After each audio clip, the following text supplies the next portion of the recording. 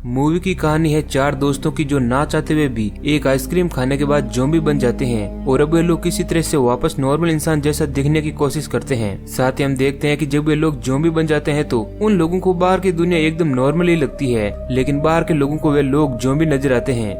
तो जैसे ही मूवी की कहानी शुरू होती है हमें मिलिट्री हॉस्पिटल दिखाया जाता है जहाँ एक डॉक्टर किसी सीरम के बारे में बात कर रहा होता है और भी एक सोल्जर के ऊपर उस सीरम को इंजेक्ट करके किसी तरह का एक्सपेरिमेंट कर रहा होता है। तभी वह सोल्जर थोड़ी देर बाद एक ज़ॉम्बी में कन्वर्ट हो जाता है क्योंकि उस सीरम का असर उस पर गलत पड़ चुका था, जिसके बाद वह वहीं खड़े एक सर्जन को काटने लगता है। अब इसके बाद एक्सपेरिमेंट करने वाले डॉक्टर उस सीरम को डिस्पोज करने के लिए अपने दो सोल्जर को भेजते हैं ताकि उस सीरम से और कोई ज़ॉम्बी ना बने। अब जब दोनों सोल्जर उस सीरम को ठिकाने लगाने के लिए जा रहे होते हैं तभी एक बाइक वाला उनका पीछा कर रहा होता है। इस बीच रास्ते के कंफ्यूजन के चलते उन दोनों के बीच बहस हो जाती है। इसी बीच उनका पीछा कर रहा वह बाइक वाला उनकी कार के सामने आ जाता है, जिस वजह से उसका एक्सीडेंट हो जाता है, जिस कारण कार के अंदर रखा सीरम का ड्रम वहीं पास ही के रेस्टोरेंट के पास गिर जाता है और उस ड्रम से निकली सीरम पास ही में रखे आइसक्रीम पेस्ट में जाकर मिल जाती है। थोड़ी देर बाद वहाँ पर टिम नाम का एक लड़का आता है जो उसी रेस्टोरेंट में काम करता था, जो आइसक्रीम पेस्ट को लेकर वहाँ से चला जाता है और जाकर आइसक्रीम पेस्ट को फ्रिज में डाल देता है। और थोड़ी देर बाद टिम अपने दोस्तों को, जिनका नाम माइक और सिंडी है, उनको वह वही सीरम मिली हुई आइसक्रीम खिलाता है, जिसके बाद उन लोगों को चक्कर आने लगते हैं और उनकी बॉडी पूरी तरह से झटके खाने लगती है और थोड़ी देर बाद वे लोग बेहोश हो जाते हैं। तभी हम उन सभी को ज़ॉम्बी बनते हुए देखते हैं क्योंकि उस आइसक्रीम पेस्ट में वह सीरम मिल गया था, जिस कारण वे चारों अब ज़ॉम्बी में कन्वर्ट हो जाते हैं। हालांकि वे लोग नहीं समझ पाते हैं कि आखिर उनके साथ क्या हुआ है। थोड़ी देर बाद उनके सिर में दर्द होने लगता है और उनकी बॉडी पूरी तरह से दर्द करने लगती है, जिसके बाद वेनेसा एम्बुलेंस को कॉल लगाने लगती है, लेकिन वे नोटिस करते हैं कि जो कॉल उठाता है उसकी आवाज बड़ी ही तेजी से आ रही होती है और वे उसकी बातों को समझ नहीं पाते हैं। अब इसके बाद सिंडी उस टेलीफोन को तोड़ देती है। इसके बाद सिंडी के सर में भी तेज दर्द होने लगता है। अब यहाँ पर टिम सिंडी को पसंद करता था और वे उसे अपनी कार से हॉस्पिटल ले जाने के लिए कहता है। इस दौरान टिम कार के हैंडल को जैसे ही छूता है तो वह हैंडल उसके हाथों में आ जाता है और उन सभी को कुछ समझ नहीं आता है कि आखिर उनके साथ हो क्या रहा है। तभी वहाँ पर सिंडी अपनी बिल्ली को लेकर आती है जिसे वे अपने साथ ले जाना चाहती है और जैसे ही वो उसके ऊपर हाथ फेरती है तो उस बिल्ली की बॉडी पूरी की पूरी उधर जाती है और उसकी वहीं पर मौत हो जाती है। दरअसल वे लोग ज़ॉम्बी बन चुके थे और उनके अंदर ज़ॉम्बी वाली पावर भी आ चुकी थी। अब इसके बाद वे सभी लोग पैदल ही हॉस्पिटल जाने के लिए आगे बढ़ते हैं। रास्ते में कुछ लोग उन्हें देखकर डर जाते हैं क्योंकि वे चारों उनको एक ज़ॉम्बी की तरह दिख रहे होते हैं, लेकिन उन सभी दोस्तों को ये बात पता नहीं होती है। अब इसके बाद वे चारों लोग बात करते हैं कि शायद उनके ऊपर किसी ड्रग का असर हो चुका है, इसी कारण लोग उन्हें देखकर भाग रहे हैं। तभी वहाँ पर निक नाम का एक आदमी आता है जो दरअसल एक आर्मी सोल्जर था, जो उन्हें बताता है कि उनके ऊपर किसी ड्रग का असर नहीं हुआ है, वो लोग एक सीरम के चलते ज़ॉम्बी बन चुके हैं। अब वे लोग निक से इस बारे में और सारी जानकारी लेना चाहते थे, लेकिन निक उनसे अपना मोबाइल फोन मांगता है, लेकिन वे चारों अपना मोबाइल उसी रेस्टोरेंट में भूल आए थे। माइक कहता है कि थोड़ी दूरी पर एक टेलीफोन बूथ है, जिसके बाद वो सभी लोग आगे बढ़ने लगते हैं, जहाँ पर एक रेस्टोरेंट के बाहर उन्हें एक आदमी नजर आता है जिसने बहुत ही ज्यादा शराब पी थी।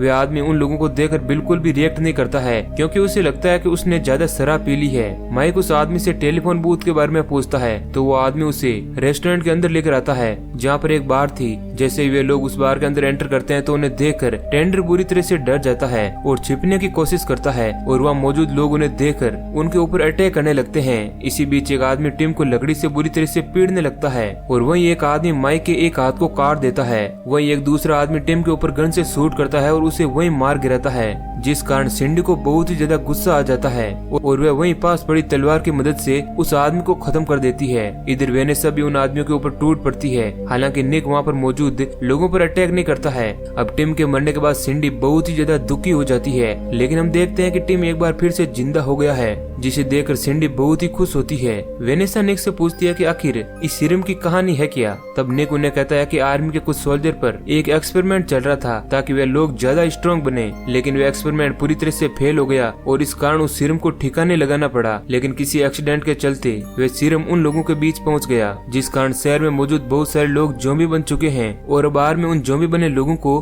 ढूंढकर खत्म कर रही है। हालांकि निक उन्हें कहता है कि हम लोग बाकी ज़ॉम्बी से अलग है, लेकिन हम सभी को साथ रहकर इस सिचुएशन को फेस करना होगा। अब इसके बाद माइक के साथ हम उसी हाथ को देखते हैं जिसे एक आदमी ने काट दिया था, जिसके अंदर अभी भी हलचल हो रही थी, जिसके बाद माइक अपने हाथ को फिर से जोड़ देता है। दूसरी तरफ हमें शहर का सीन दिखाया जाता है जहाँ लोग ज़ॉम्बी बनते जा रहे हैं और आर्मी वाले उन्हें बड़ी ही बेरहमी से खत्म कर रहे हैं। इस दौरान वो लोग भी वहीं पर मौजूद होते हैं जो आर्मी वालों को देखकर छिप जाते हैं। वहीं पर हम उसी डॉक्टर को देख पाते हैं जिसने उस सोल्जर पर एक्सपेरिमेंट किया था था। अब यह निक समझ आता है कि इस सीरम के इन्फेक्शन से ठीक होने का ऑप्शन सिर्फ डॉक्टर के पास ही है। वो लोग उस डॉक्टर का पीछा करते हुए एक रेस्टोरेंट के अंदर आ जाते हैं और वो पीछे वाले रास्ते से उस रेस्टोरेंट के अंदर जाने लगते हैं, जहाँ किचन में काम कर रहे कुछ लोग उन्हें देखकर डर जाते हैं, जिन्हें वे लोग मिलकर खत्म कर देते हैं। इसके बाद निक अकेले ही उस डॉक्टर से मिलने के लिए वेटर की ड्रेस पहनकर अंदर आ जाता है और अब वो डॉक्टर की टेबल के पास जाकर खाना सर्व करने लगता है। अब इसी बीच उसे वहाँ पर आर्मी कर्नल भी नजर आता है, जिसकी प्लेट में निक की स्किन गिर जाती है।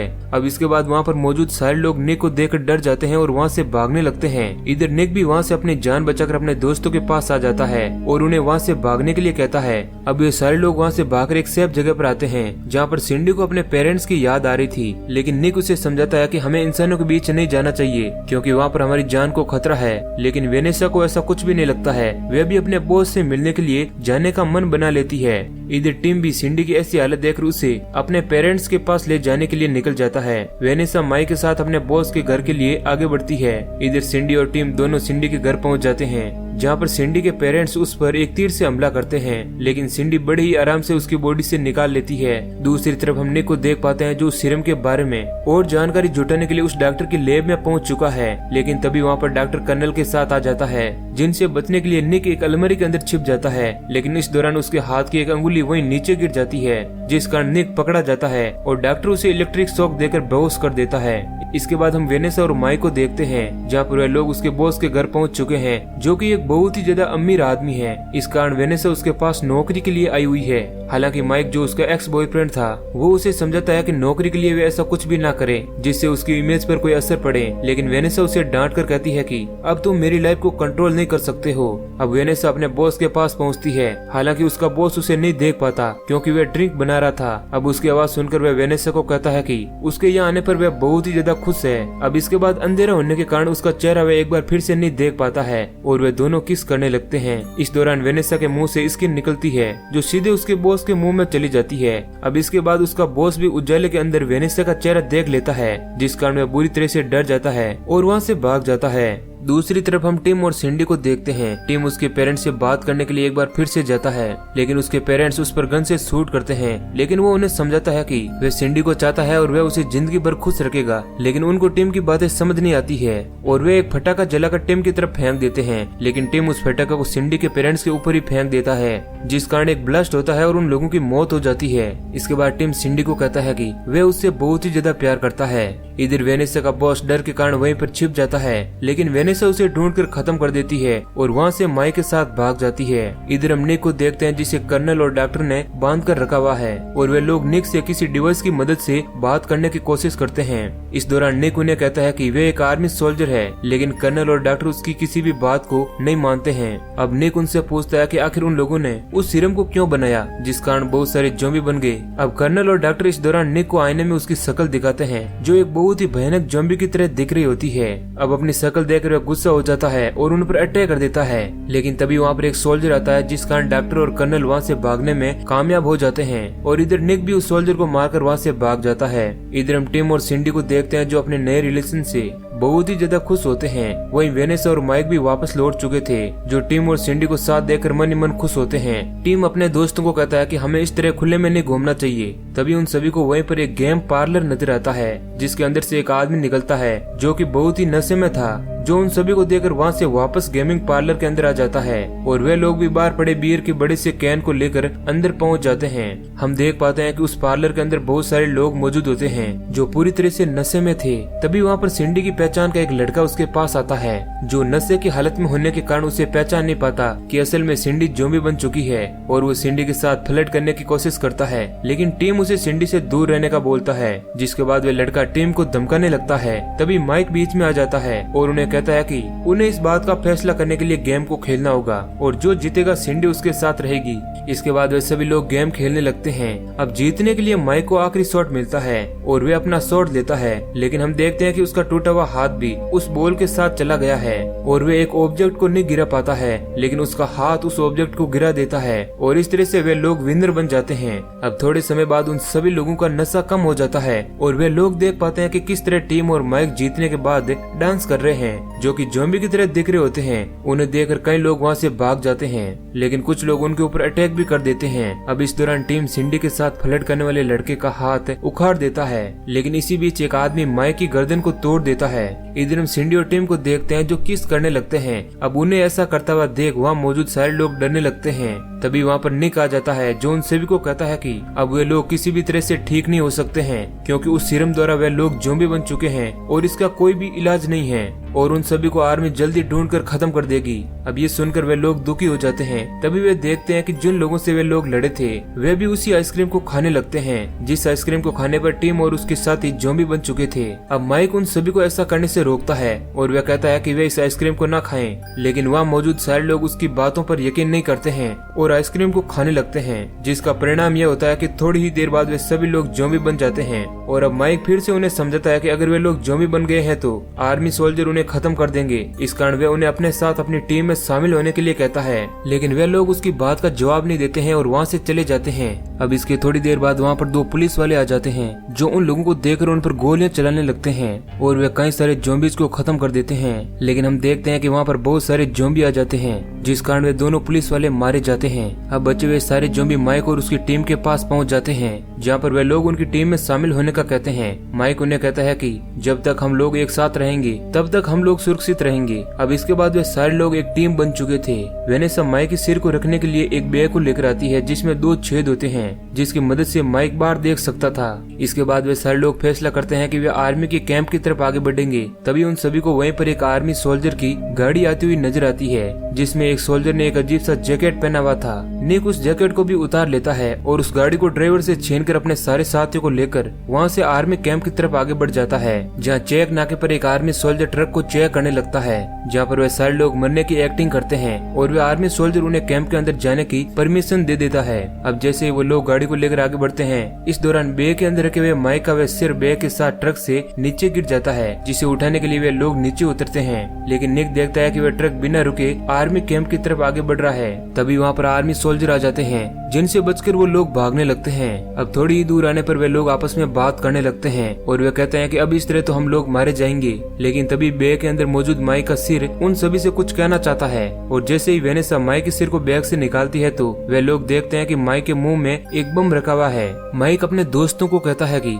वह इस बम की मदद से उन सारे लोगों को खत्म कर देगा, जिस कारण वे लोग यहाँ से बचकर निकल सकते हैं। लेकिन वेनेसा उसे ऐसा करने से रोकती है, लेकिन माइक के बार बार कहने पर वे सारे लोग मान जाते हैं। तभी वहाँ पर वे सारे सोल्जर आ जाते हैं, जिस कारण बाकी के लोग वहाँ से चले जाते हैं और जैसे ही आर्मी सोल्जर माइक के उस सिर के पास पहुँचते हैं तो वह बम ब्लास्ट हो जाता है और माइक के साथ वे सभी लोग मारे जाते हैं। इधर ये सारे लोग अपने साथियों के पास आते हैं और वे सभी को कहते हैं कि माइक मारा जा चुका है, जिसके बाद अब सभी ज़ॉम्बी आर्मी वालों से माइक की मौत का बदला लेना चाहते हैं, जिसमें सारे ज़ॉम्बी 2 ग्रुप की टीम में बंटकर आर्मी के कैंप के अंदर घुस जाएंगे। अब यहाँ पर निक उन सभी को कहता है कि वे आर्मी वालों का ध्यान भटकाएगा, जिस कारण तुम लोग उस कैंप के अंदर आसानी से घुस सकोगे। और अब वे सारे लोग जो ज़ॉम्बी बन चुके हैं एक दूसरे से गले मिलते हैं, क्योंकि उनको लगता है कि अब वे लोग मारे जाएंगे। अब इसके बाद निक आर्मी कैंप में घुस जाता है और वे सोल्जर के सामने डांस करने लगता है। इस दौरान कई सोल्जर उसे बहुत सारी गोलियां मारते हैं, लेकिन उसकी मौत नहीं होती है। तभी डॉक्टर उनसे कहता है कि वे इसके सिर पर वार करें, लेकिन कर्नल उसे ऐसा करने से रोकता है, क्योंकि वे उसे जिंदा रखना चाहता था